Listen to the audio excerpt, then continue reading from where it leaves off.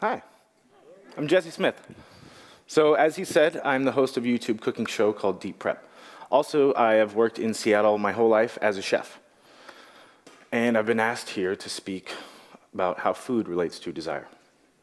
Now, I want to start when we're just a baby. We're born, we're hungry. And in order to be satisfied, we have to eat. We have to eat food. What do we eat? We drink milk or formula. But that thing was previously unfamiliar to us. Now we have a drink, we taste. Now it's familiar. But before that, we had no knowledge of it. And we have no knowledge of anything else but that milk. So can we desire it? I don't think so.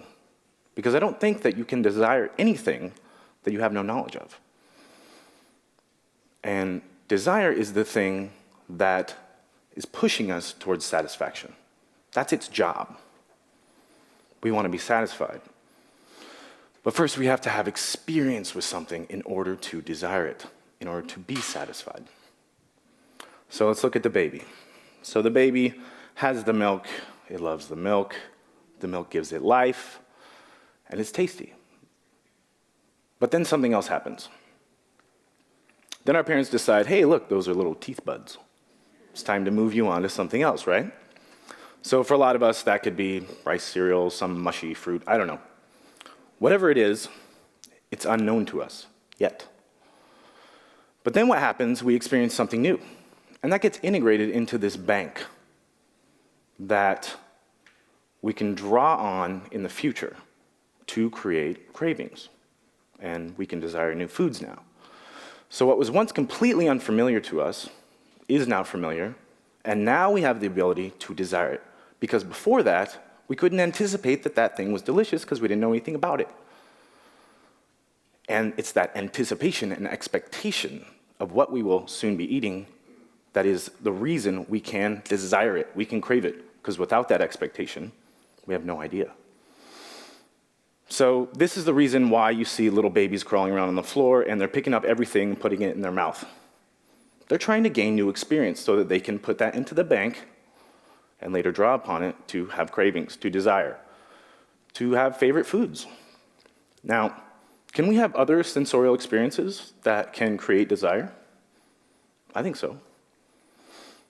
I don't have to taste something in order to know that I think it will be delicious, do I?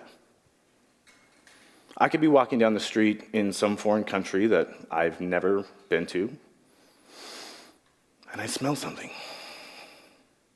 I have no idea what it is, but it smells delicious, and I think I would probably want to eat it. So I smelled it. I've maybe never seen it, but I want it. I can desire that thing because I've had an experience with it, but I couldn't do that before. Also, it works with sight. I can see something that I perceive to be delicious without ever tasting it, and I can crave it. I can desire it. Now, this works in the complete opposite direction also. Take, for instance, I don't actually ever have to have eaten a moldy plate of scrambled eggs to know that when I look at it, that I cannot anticipate that it will bring me satisfaction. That's pretty much an easy given, right? So I want to talk about how it is that we develop these different desires. How somebody on this side of the world and that side of the world can have two completely different tastes and think that that thing is disgusting and this thing is delicious. I recently had an experience like this. So on my cooking show, we do a lot of, like on NPR, it's like a pledge drive. We post some kind of video and I say, hey, I'm gonna eat this crazy thing if you guys subscribe to my awesome channel. And so I showed the thing, and then I promised that if these subscribers come within the next 2 weeks or whatever it is, that I'll show you the rest of the video. You'll get to see me eat that thing. So recently, I tried balut. Now, if you don't know what balut is, let me inform you. It is the fertilized embryo of a duck egg that has been allowed to grow inside the shell for a period of time. Now, this is a Filipino specialty, and a lot of you might be sitting there thinking, I love balut. I think that lady over there just gave it a thumbs up. So I've never eaten it, And so I show it to the camera. We do the first half of the video. Then the subscribers come, and it's time for me to eat it. I hard boil it. I peel back the shell. I'm looking at it. It's totally unfamiliar to me. And quite frankly, I'm frightened. The smell doesn't smell that different to a regular duck egg, which I love.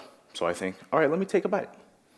This is all on video, mind you, and you can go and watch it right after this talk. So I take the bite, and I mostly bite into the white, which is pretty eggy. It just tastes like a regular duck egg, albeit very strong, but a duck egg nonetheless. So then I get deeper into the egg, and now I'm starting to sense some texture. Now that texture is little ducky feathers, little ducky beak, and little ducky feet. That's not something I've ever experienced before. And I wanted to do my best to prove to my viewers that I'm this very adventurous eater. And so I finish it. And I take the last swallow. And unbeknownst to me, the director does not cut, and he films me vomiting in the sink. So that's really where I want to leave it. And I want to leave it there because I don't think there's any more questions for me to answer about this subject, because I don't think that I can.